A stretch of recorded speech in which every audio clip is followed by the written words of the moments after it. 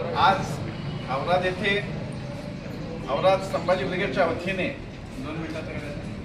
सन्माननीय तहसीलदार साहेबांना निवेदन देण्यात आलं। या निवेदनामध्ये जे 13 तारखेला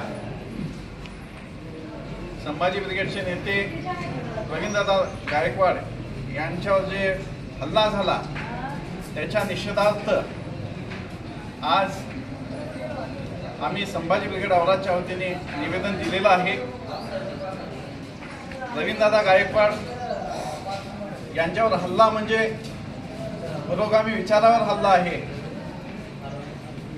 तर ते कदापि संभाजी ब्रिगेड खपवून घेणार नाही।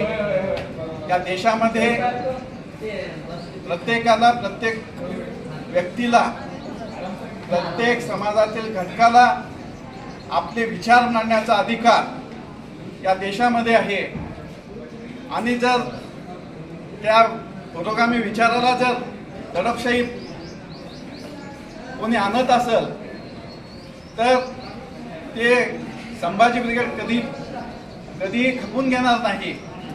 आणि जो रवींद्रदादावर हल्ला केलेला आहे कोरटकर, त्या कोरटकरला दीपक काटेकर, त्या दीपक काटेकरला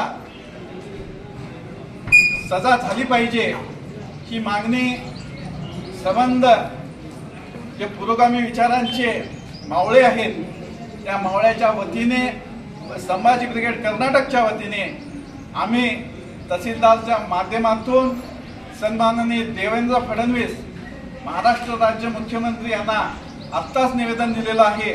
आणि भविष्य काळामध्ये या देशामध्ये प्रत्येकाला आपले विचार मांडण्याचा अधिकार आहे। जर दडपशाही जर कोणी करत असेल तर ती दडपशाही खपवून घेणार नाही हे संभाजी ब्रिगेड कर्नाटकच्या वतीने आम्ही मांडत आहोत।